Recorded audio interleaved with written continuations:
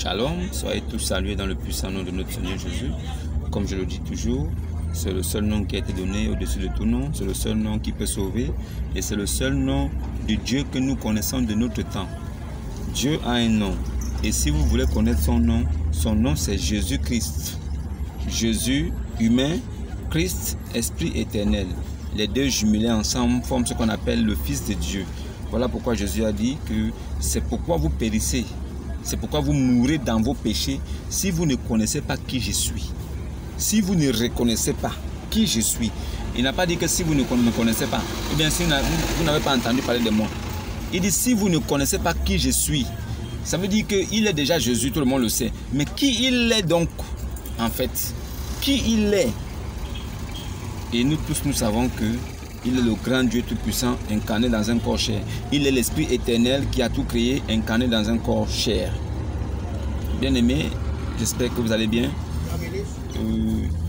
J'espère que vous allez bien. Vraiment, abonnez-vous. Et le plus important, c'est d'écouter les enseignements, d'être édifié et de comprendre la parole de Dieu. Parce que les enseignements que je dispense, ces enseignements qui sont des enseignements de vie, ce sont des paroles de la vie.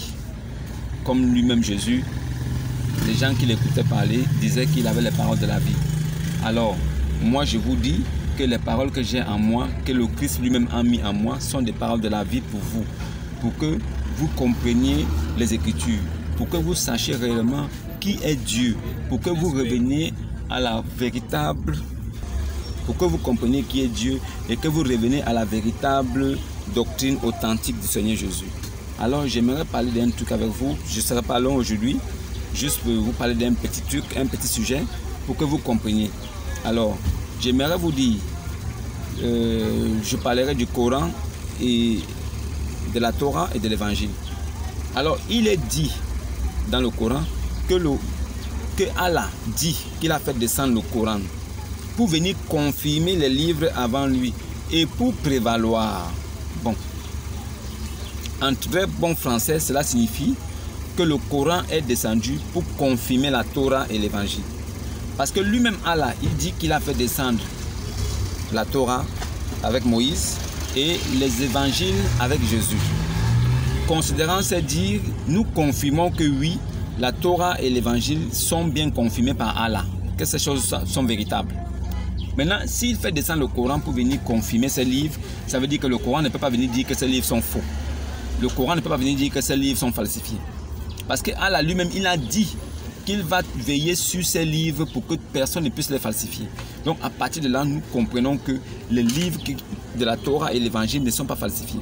Maintenant, certains musulmans disent que pourquoi est-ce qu'on dit la Bible n'est pas... il n'y a pas un verset qui parle de la Bible. Dieu a dit que tous ces livres seront assemblés en un seul recueil et aucun d'eux ne fera défaut. Ça veut dire que tous les livres-là devaient être assemblés en un seul recueil et que lui-même Jésus, il veille à ce que cela soit fait. Donc ça veut dire que si aujourd'hui nous avons un livre qui s'appelle Bible, Biblia veut dire bibliothèque, ça veut dire qu'un ensemble de livres. Ça ne veut rien dire d'autre. La Bible est l'ensemble des livres. Maintenant, c'est le contenu qui nous importe. Quel qu'en soit le nom qu'on donne à ce livre, si les 66 livres révélés sont à l'intérieur, nous disons Amen. Nous ne disons pas Amen parce que ça s'appelle la Bible, mais nous disons Amen parce qu'il contient les 66 livres révélés. C'est de ça qu'il s'agit. Maintenant, si vraiment le Coran est descendu pour venir confirmer, ça veut dire que le Coran doit dire que la Torah et l'Évangile sont déjà vrais. Ça veut dire que les informations qu'on trouve dans la Torah et l'Évangile doivent aussi être retrouvées dans le Coran. Maintenant, si le Coran confirme les livres qui sont là avant lui, maintenant il peut prévaloir. Pour prévaloir, il faut d'abord qu'il confirme les livres qui sont là avant lui. Est-ce que le Coran confirme la Torah de Moïse? Est-ce que le Coran confirme l'évangile de Jésus-Christ? Je donnerai quelques indices pour essayer de vous amener à comprendre. Dans la Torah, qui est l'Ancien Testament, Noé est monté dans le bateau, dans l'arche. Un bateau. Noé est monté dans l'arche avec tous ses fils, toute sa famille. Et tous les fils de Noé ont été sauvés. Dans le Coran, il y a un des fils de Noé qui est resté au large et qui a dit qu'il va aller se réfugier dans une montagne plus haute pour ne pas mourir. Et il fut du nombre des disparus. Il fut du nombre des morts. Donc, à ce niveau, si la Torah parle d'une histoire seulement, celle de Noé, là où Noé est monté dans le bateau avec tous ses fils, confirmé, et que le Coran vient dire qu'il y a un des fils de Noé qui est mort, alors nous voulons juste savoir quel est le nom du fils de Noé qui est mort. Quel est son nom? Parce que le Coran parle vaguement du fils de Noé qui est mort, qui était parmi les perdants, les disparus. Mais quel est son nom? Parce que la Torah nous donne le nom des fils de Noé et tous ont survécu, apparemment. Ça, c'est de 1. Est-ce qu'un livre comme ça est venu confirmer la Torah? Je ne crois pas. Dans la Torah aussi, il est mentionné là-bas que le père d'Abraham s'appelle Térak. Mais dans le Coran, le père d'Abraham s'appelle Hazar. C'est ça qu'on appelle la confirmation. Venir confirmer ce qui était là avant, c'est venir en prouver que oui, ce qui est là avant est vrai. Maintenant, je viens encore avec une autre pour venir compléter. Mais tu viens déjà disgracier ce qui était là. Ça veut dire que ce qui est là avant toi, tu viens dire que c'est faux. Ça veut dire que par tes révélations, tu montres que c'est faux et tu veux dire que tu vas prévaloir. On ne peut pas prévaloir quelque chose que on dit que c'est déjà faux. Si c'est déjà faux, le Coran doit se mettre à part. Le Coran doit sortir en fait, le Coran ne doit même pas parler d'Abraham. Le Coran, c'est un livre des Ismaélites. C'est des Arabes. Ça ne doit même pas faire entrer à l'intérieur tout ce qui concerne les Juifs. On dit le salut vient des Juifs. Bon, maintenant, ça c'est seulement 2 choses. Dans l'évangile, on dit que Jésus-Christ est né dans une bergerie. Un agneau sacrificatrice, un agneau qui devait aller au sacrifice. Un agneau qui devait aller au sacrifice. Un agneau qui devait être immolé pour le pardon des péchés du monde. Donc il est né dans une bergerie. Dans le Coran, Jésus est né sous un palmier. Est-ce que le Coran confirme ce qui est dit dans l'évangile? Non. Pourquoi on va croire au Coran alors qu'il est incapable d'abord de confirmer le livre qui est là avant lui? Il est incapable de confirmer les livres qui sont là avant lui. Il vient avec une histoire à dormir debout et il veut coller ça sur le dos pour dire que c'est vrai. Non. Nous ne pouvons pas croire. Je voulais juste parler de ça, quoi. Qu'il faut bien être... Il faut...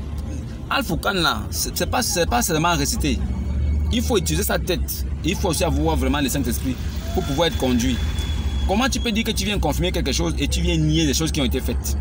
Tu viens dire le contraire de ce qui a été fait et tu dis que tu viens confirmer. Si tu ne viens pas confirmer ce qui a été dit, nous on ne peut pas écouter ce que tu veux dire. Parce que pour nous, la vérité c'est que la Torah et l'évangile sont la vérité. Maintenant, si toi tu viens confirmer ces choses-là et après tu dis quelque chose d'autre, on peut te suivre.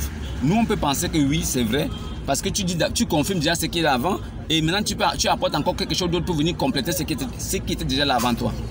Tu ne viens pas compléter, mais tu viens plutôt pour détruire, pour apporter des fausses informations. Et nous, on va te suivre dans ça. On va te suivre dans ça. Ça, c'est juste 2 petites choses qui montrent que déjà qu'il n'y a pas la vérité. Et dans le Coran, Jésus a parlé dans le berceau. C'est-à-dire qu'un bébé qui parle dans le berceau. Mais dans la Torah et l'évangile, Jésus n'a jamais parlé dans le berceau. Jésus n'a jamais été quelqu'un qui parle dans le berceau. Ça n'a jamais existé. Ça n'a jamais existé. Comment tu viens confirmer ce qui était là avant toi? Tu viens raconter des bêtises et tu viens nier ce qui a été fait avant toi. Un livre qui est descendu 600 ans plus tard. Ça veut dire que la vérité est déjà faite. 600 ans après, toi tu veux venir dire que ce qui a été fait 600 ans après toi est faux. Toi tu sors d'où? Tu sors d'où? Et il faut que les gens te suivent dans ça. Oh non, le Coran est venu pour prévaloir. Prévaloir quoi? Est-ce que tu as d'abord confirmé ce qui était là avant toi? Dans l'évangile, on dit que Jésus a été crucifié. Il est mort. Il est ressuscité le 3e jour. Toi, tu viens, tu dis que non, il n'a jamais été crucifié. Ce n'était qu'un faux semblant. Et tu veux qu'on te suive. Tu nies en bloc ce qui s'est passé avant toi. Et tu viens avec une autre doctrine qui n'a ni tête ni queue. Je vous parlerai de la doctrine de Mohammed. Ce qu'il a dit, des choses qu'il a sorties de sa bouche. Je vous parlerai aussi des prophéties qu'il a faites qui ne se sont jamais accomplies. Je vous dirai aussi des choses entre... C'est-à-dire que comme on dit que non, la parole dit que je susciterai parmi toi un prophète comme Moïse. Du milieu d'entre toi. Ça veut dire que je susciterai du milieu d'entre toi, Israël, un prophète comme Moïse. Ça veut dire que si on dit que si Dieu dit qu'il va susciter un prophète comme Moïse entre les Juifs là, dans Israël, ça veut dire que le prophète comme Moïse là, il doit avoir les mêmes caractéristiques comme Moïse. Il doit être, Moïse a fait des prodiges, il a fait des miracles. Celui qui viendra comme Moïse là, il doit être pareil. Il doit avoir le même ADN. Si Dieu dit que je serai du milieu de toi un prophète comme Moïse, ça veut dire que le prophète qui viendra comme Moïse là, il aura les mêmes caractéristiques. Il aura les mêmes choses. Ça veut dire que les similitudes, ce qu'on a trouvé à Moïse là, on verra ça en lui. C'est ce que ça signifie. Et quand tu regardes la vie de Jésus-Christ, les miracles qu'il a accomplis, tu regardes la vie de Moïse et les miracles qu'il a accomplis, il y a des similitudes dans beaucoup de choses, même dans la naissance, même là on voulait tuer les garçons et tout ça. Il y a beaucoup de similitudes qui montrent que le prophète même, et la Bible confirme ça en disant que on a retrouvé celui dont parlaient les prophètes et tout ça, Jésus-Christ. Donc, il y a des choses que je ne peux pas dire là, mais que je pourrais confirmer quand je parlerai de ça. Pour que vous sachiez réellement si vraiment Mohammed a les caractéristiques de Moïse. Entre Moïse et Jésus. Jésus et Moïse ont les mêmes caractéristiques. Jésus et Mohammed n'ont pas les mêmes caractéristiques. Moïse et Mohammed n'ont pas les mêmes caractéristiques. Ça veut dire que si Dieu a dit qu'il suscitera du milieu d'Israël un prophète comme Moïse, le gars doit avoir toutes les mêmes caractéristiques. Et on ne retrouve aucune de ces caractéristiques-là chez Mohammed. Il n'a rien fait. Il n'a rien fait. Donc, je pense que le plus important, c'est de comprendre les évangiles et les écritures. Et la révélation viendra toute seule. La révélation viendra toute seule. Pour prévaloir, il faut d'abord avoir confirmé ce qui était là avant. Maintenant, si tu ne confirmes pas ce qui était là avant, tu ne peux pas prévaloir. Ça veut dire que tu nies en bloc tout ce qui s'est passé et tu veux nous faire comprendre que c'est ce que tu as apporté après qui a de la valeur. Et en même temps, ça veut dire qu'on doit tout laisser tomber derrière toi. Mais tu t'appuies encore sur la Torah et l'évangile pour dire que toi, tu es authentique. Tu t'appuies encore sur ce que tu dis faux. Ça veut dire que des choses qui ont été dites, toi tu trafiques, tu dis c'est pas ça. Là où on a dit que c'est mort, tu dis c'est pas mort. Là où on a dit que c'est vivant, tu dis c'est mort. Et après tu dis maintenant que toi tu as apporté quelque chose maintenant pour prévaloir. N'ayant pas confirmé ce qui était là avant, personne ne va te suivre dans ça. Voilà pourquoi je dis toujours, celui qui devient musulman, il est maudit. C'est que Dieu ne t'a pas aimé. Depuis la fondation du monde, Dieu ne t'a pas aimé. Jamais. Jésus dit que après cette vie, quand nous mourrons, quand nous irons au paradis là-bas, nous serons asexués comme des anges. Là-bas, il n'y aura pas de fornication. Il n'y aura pas de relations sexuelles. C'est ce que Jésus a dit. Et le Coran confirme en disant que la parole de Jésus est vérité. Issa, parole de vérité. Ça veut dire que si Jésus a dit quelque chose, ça veut dire que c'est vrai. Alors si Jésus a dit quelque chose et que c'est vrai, comment Jésus peut dire que là-bas, nous serons comme des anges, il n'y aura pas de rapport sexuel? Et Mohammed vient plus tard, il dit non. Là-bas, les musulmans qui seront au paradis auront 70 yuris chacun. Ah oui. Et chacun aura 70 yuris qui va coucher comme il veut. Donc, au paradis là-bas, ça serait un boxon. Là où les hommes vont coucher, vont copuler avec les femmes continuellement. Puisque un seul homme avec 70 femmes, mais imaginez-vous ce qu'il peut faire. Donc, ça veut dire que Mohammed vient dire que ce que Jésus a dit là est faux. Jésus a dit que là-bas, il n'y aura pas de rapport sexuel. Musulmans, Mohammed vient dire que non, là-bas, il y aura un rapport sexuel. Mais et pas petit rapport sexuel. En cascade. En cascade, ça veut dire que chaque homme a 70 vierges. Donc, imaginez ce que chaque homme, il finit de taper comme ça. Dès qu'il la laisse, il va boire un peu de l'eau, il revient, elle est déjà vierge. Il peut encore taper. Donc, ça veut dire qu'il y a quelque chose dans ça.